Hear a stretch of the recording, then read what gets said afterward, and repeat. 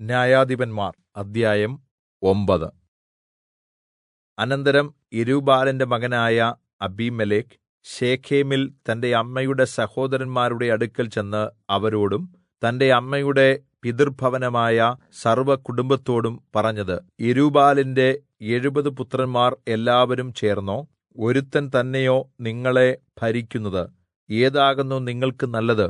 ഞാൻ നിങ്ങളുടെ അസ്ഥിയും മാംസവും ആകുന്നു എന്ന് ഓർത്തുകൊൾവീൻ എന്ന് ശെഖേമിലെ സകല പൗരന്മാരോടും പറവീൻ. അങ്ങനെ അവന്റെ അമ്മയുടെ സഹോദരന്മാർ ശെഖേമിലെ സകല പൗരന്മാരോടും ഈ വാക്കുകൾ ഒക്കെയും അവനുവേണ്ടി സംസാരിച്ചപ്പോൾ അവരുടെ ഹൃദയം അബീമേലെക്കിന് അനുകൂലമായി തിരിഞ്ഞു. അവൻ നമ്മുടെ സഹോദരനല്ലോ എന്ന് അവർ പറഞ്ഞു. പിന്നെ അവർ ബാൽബെരീത്തിന്റെ ക്ഷേത്രത്തിൽനിന്ന് 70 വെള്ളിക്കാശ് എടുത്ത് അവന് കൊടുത്തു. അതുകൊണ്ട് അബീമേലെക്ക് കലഹക്കാരും ബുദ്ധിശൂന്യരുമായ ആളുകളെ കൂലിക്ക് വാങ്ങി അവർക്ക് നായകനായിത്തീർന്നു. പിന്നെ അവൻ ഒഫ്രയിൽ തന്റെ അപ്പന്റെ വീട്ടിൽ ചെന്ന് യെരുബ്ബാലിന്റെ പുത്രന്മാരായി തന്റെ സഹോദരന്മാരായ 70 പേരെയും ഒരു കല്ലിന്മേൽ വെച്ച് കൊന്നു. എന്നാൽ യെരുബ്ബാലിന്റെ ഇളയ മകനായ യോഥാം ഒളിവിൽ പോയതുകൊണ്ട് അവൻ മാത്രം ശേഷിച്ചു. അതിൻറെശേഷം ശെഖേമിലെയും ബേത്ത്മില്ലോവിലെയും സകല പൗരന്മാരും ഒരുമിച്ചുകൂടി ശെഖേമിലെ തൂണിനരികെ കരുവേലകത്തിനടുത്തുവച്ച് അബീമേലെക്കിനെ രാജാവാക്കി. ഇതിനെക്കുറിച്ച് യോഥാം അറിഞ്ഞപ്പോൾ അവൻ ഗെരിസീം മലമുകളിൽ ചെന്ന് ഉച്ചത്തിൽ വിളിച്ചു പറഞ്ഞതെന്തെന്നാൽ, ശെഖേം പൗരന്മാരെ, ദൈവം നിങ്ങൾക്ക് ചെവിതരേണ്ടതിന് നിങ്ങൾ എന്റെ വാക്ക് ശ്രദ്ധിപ്പീൻ. ഒരിക്കൽ വൃക്ഷങ്ങൾ തങ്ങൾക്ക് ഒരു രാജാവിനെ അഭിഷേകം ചെയ്‌വാൻ പോയി. അവ ഒലിവുവൃക്ഷത്തോട്, നീ ഞങ്ങൾക്ക് രാജാവായിരിക്ക എന്ന് പറഞ്ഞു. അതിന് ഒലിവുവൃക്ഷം, ദൈവവും മനുഷ്യരും എന്നെ പുകഴ്ത്തുവാൻ ഹേതുവായിരിക്കുന്ന എന്റെ തൈലം ഉപേക്ഷിച്ച് ഞാൻ വൃക്ഷങ്ങളുടെ മേൽ ആടുവാൻ പോകുമോ എന്ന് പറഞ്ഞു. പിന്നെ വൃക്ഷങ്ങൾ അത്തിവൃക്ഷത്തോട്, നീ വന്ന് ഞങ്ങൾക്ക് രാജാവായിരിക്ക എന്ന് പറഞ്ഞു. അതിന് അത്തിവൃക്ഷം, എന്റെ മധുരമുള്ള വിശേഷപ്പെട്ട പഴവും ഉപേക്ഷിച്ച് വൃക്ഷങ്ങളുടെ മേൽ ആടുവാൻ ഞാൻ പോകുമോ എന്ന് പറഞ്ഞു. പിന്നെ വൃക്ഷങ്ങൾ മുന്തിരിവള്ളിയോട്, നീ വന്ന് ഞങ്ങൾക്ക് രാജാവായിരിക്ക എന്ന് പറഞ്ഞു. മുന്തിരിവള്ളി അവയോട്, ദൈവത്തെയും മനുഷ്യനെയും ആനന്ദിപ്പിക്കുന്ന എന്റെ മുന്തിരിരസം ഞാൻ ഉപേക്ഷിച്ച് വൃക്ഷങ്ങളുടെ മേൽ ആടുവാൻ പോകുമോ എന്ന് പറഞ്ഞു. പിന്നെ വൃക്ഷങ്ങളെല്ലാം കൂടെ മുൾപ്പടർപ്പിനോട്, നീ വന്ന് ഞങ്ങൾക്ക് രാജാവായിരിക്ക എന്ന് പറഞ്ഞു. മുൾപ്പടർപ്പ് വൃക്ഷങ്ങളോട്, നിങ്ങൾ യഥാർത്ഥമായി എന്നെ നിങ്ങൾക്ക് രാജാവായി അഭിഷേകം ചെയ്യുന്നുവെങ്കിൽ വന്ന് എന്റെ നിഴലിൽ ആശ്രയിപ്പീൻ. അല്ലെങ്കിൽ മുൾപ്പടർപ്പിൽ നിന്ന് തീ പുറപ്പെട്ട് ലെബാനോനിലെ ദേവദാരുക്കളെ ദഹിപ്പിക്കട്ടെ എന്ന് പറഞ്ഞു. നിങ്ങൾ ഇപ്പോൾ അബീമേലെക്കിനെ രാജാവാക്കിയത് വിശ്വസ്തമായും പരമാർത്ഥമായും ആയിരുന്നോ? നിങ്ങൾ യെരുബ്ബാലിനോടും അവന്റെ കുടുംബത്തോടും നന്മയാണോ ചെയ്തത്? അവൻ അർഹിക്കുന്നതിന് തക്കവണ്ണമോ നിങ്ങൾ അവനോട് പ്രവർത്തിച്ചിട്ടുള്ളത്?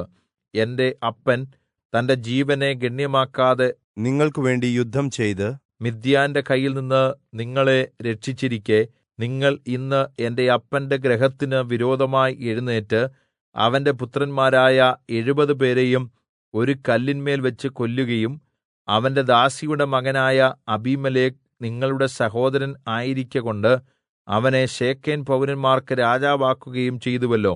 ഇങ്ങനെ നിങ്ങൾ ഇന്ന് യെരുബ്ബാലിനോടും അവന്റെ കുടുംബത്തോടും ചെയ്തത് വിശ്വസ്തതയും പരമാർത്ഥതയും ആണെങ്കിൽ, നിങ്ങൾ അബീമേലെക്കിലും അവൻ നിങ്ങളിലും സന്തോഷിക്കട്ടെ. അല്ലെങ്കിൽ അബീമേലെക്കിൽ നിന്ന് തീ പുറപ്പെട്ട് ശെഖേമിലെയും ബേത്ത്മില്ലോവിലെയും പൗരന്മാരെയും നിങ്ങളിൽ നിന്ന് തീ പുറപ്പെട്ട് അവനെയും ദഹിപ്പിക്കട്ടെ. ഇങ്ങനെ പറഞ്ഞിട്ട് യോഥാം ഓടിപ്പോയി ബേരിലേക്ക് ചെന്ന് തന്റെ സഹോദരനായ അബീമേലെക്കിനെ പേടിച്ച് അവിടെ പാർത്തു. അബീമേലെക്ക് യിസ്രായേലിനെ 3 വർഷം ഭരിച്ചശേഷം ദൈവം അബീമേലെക്കിനും ശെഖേം പൗരന്മാർക്കും തമ്മിൽ ഭിന്നത വരുത്തി. ശെഖേം പൗരന്മാർ അബീമേലെക്കിനോട് വിശ്വാസവഞ്ചന കാണിക്കാൻ തുടങ്ങി. അങ്ങനെ യെരുബ്ബാലിന്റെ 70 പുത്രന്മാരോടും ചെയ്ത കുറ്റത്തിന് പ്രതികാരം വരികയും അതിന്റെ ഫലം അവരെ കൊന്നവനായ അവരുടെ സഹോദരൻ അബീമേലെക്കും അതിന് അവനെ സഹായിച്ച ശെഖേം പൗരന്മാരും അനുഭവിക്കുകയും ചെയ്തു. ശെഖേം പൗരന്മാർ മലമുകളിൽ അവന് വിരോധമായി പതിയിരിപ്പുകാരെ ആക്കി.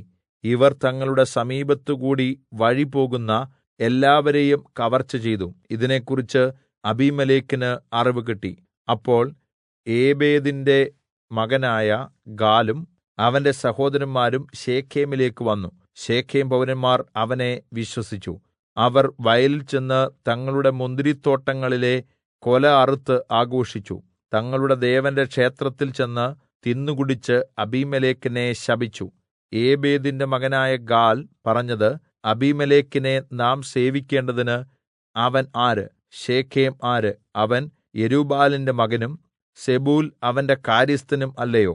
നാം അവനെ സേവിക്കുന്നത് എന്തിന്? ശെഖേമിന്റെ അപ്പനായ ഹമോരിന്റെ ആളുകളെ സേവിക്കാം. ഈ ജനം എന്റെ കൈക്കീഴായിരുന്നെങ്കിൽ ഞാൻ അബീമേലെക്കിനെ നീക്കിക്കളയുമായിരുന്നു. പിന്നെ അവൻ അബീമേലെക്കിനോട്, നിന്റെ സൈന്യത്തെ വർദ്ധിപ്പിച്ച് പുറപ്പെട്ടു വരിക എന്ന് പറഞ്ഞു. ഏബേദിന്റെ മകനായ ഗാലിന്റെ വാക്കുകൾ നഗരാധിപനായ സെബൂൽ കേട്ടപ്പോൾ അവന്റെ കോപം ജ്വലിച്ചു. അവൻ രഹസ്യമായി അബീമേലെക്കിന്റെ അടുക്കൽ ദൂതന്മാരെ അയച്ച്, ഇതാ, ഏബേദിന്റെ മകനായ ഗാലും അവന്റെ സഹോദരന്മാരും ശെഖേമിൽ വന്നിരിക്കുന്നു. അവർ പട്ടണത്തെ നിനക്കെതിരായി ബലപ്പെടുത്തുന്നു. ആകയാൽ നീയും നിന്നോട് കൂടെയുള്ള ജനവും രാത്രിയിൽ പുറപ്പെട്ട് വയലിൽ പതിയിരിപ്പീൻ. രാവിലെ സൂര്യൻ ഉദിക്കുമ്പോൾ എഴുന്നേറ്റ് പട്ടണത്തെ ആക്രമിക്കുക. എന്നാൽ അവനും കൂടെയുള്ള ജനവും നിന്റെ നേരെ പുറപ്പെടുമ്പോൾ തക്കംപോലെ അവരോട് പ്രവർത്തിക്കാം എന്ന് പറയിച്ചു. അങ്ങനെ അബീമേലെക്കും കൂടെയുള്ള ജനമൊക്കെയും രാത്രിയിൽ പുറപ്പെട്ട് ശെഖേമിനരികെ 4 കൂട്ടമായി പതിയിരുന്നു. ഏബേദിന്റെ മകൻ ഗാൽ പുറപ്പെട്ട് പട്ടണവാതിൽക്കൽ നിന്നപ്പോൾ അബീമേലെക്കും കൂടെയുള്ള ജനവും പതിയിരിപ്പിൽ നിന്ന് എഴുന്നേറ്റു. ഗാൽ ജനത്തെ കണ്ടപ്പോൾ, അതാ, പർവ്വതങ്ങളുടെ മുകളിൽ നിന്ന് ജനങ്ങൾ ഇറങ്ങിവരുന്നു എന്ന് സെബൂലിനോട് പറഞ്ഞു. സെബൂൽ അവനോട്, പർവ്വതങ്ങളുടെ നിഴൽ കണ്ടിട്ട് മനുഷ്യരെന്ന് നിനക്ക് തോന്നുന്നതാകുന്നു എന്ന് പറഞ്ഞു. ഗാൽ പിന്നെയും, അതാ, ജനം ദേശമദ്ധ്യേ ഇറങ്ങിവരുന്നു. മറ്റൊരു കൂട്ടം ലക്ഷണവിദ്യക്കാരുടെ കരുവേലകത്തിന്റെ സമീപത്തുകൂടി വരുന്നു എന്ന് പറഞ്ഞു. സെബൂൽ അവനോട്, നാം അബീമേലെക്കിനെ സേവിക്കേണ്ടതിന് അവൻ ആരെന്ന് പറഞ്ഞ നിന്റെ വായ് ഇപ്പോൾ എവിടെ? ഇത് നീ പുച്ഛിച്ച ജനം അല്ലയോ? ഇപ്പോൾ പുറപ്പെട്ട് അവരോട് പൊരുതുക എന്ന് പറഞ്ഞു.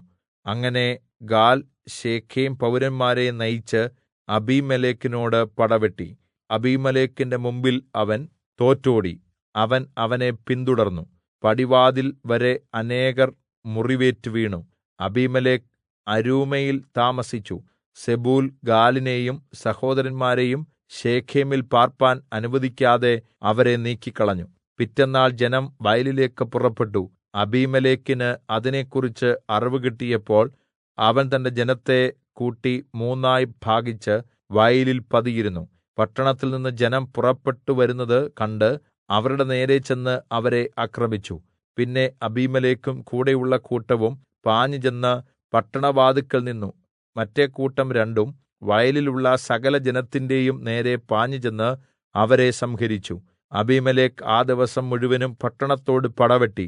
പട്ടണം പിടിച്ചു, അതിലെ ജനത്തെ കൊന്നു. പട്ടണത്തെ ഇടിച്ചുകളഞ്ഞു, അതിൽ ഉപ്പ് വിതറി.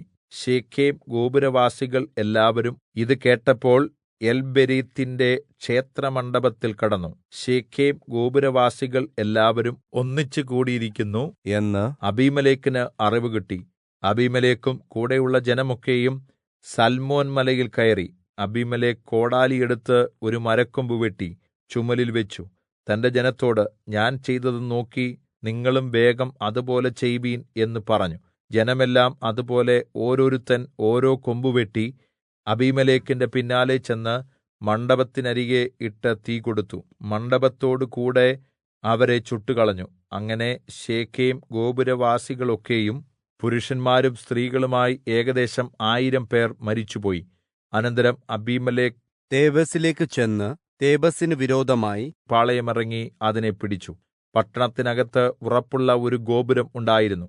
അവിടേക്ക് സകല പുരുഷന്മാരും സ്ത്രീകളും പട്ടണത്തിലുള്ളവർ ഒക്കെയും ഓടിക്കടന്ന് വാതിൽ അടച്ച് ഗോപുരത്തിന്റെ മുകളിൽ കയറി.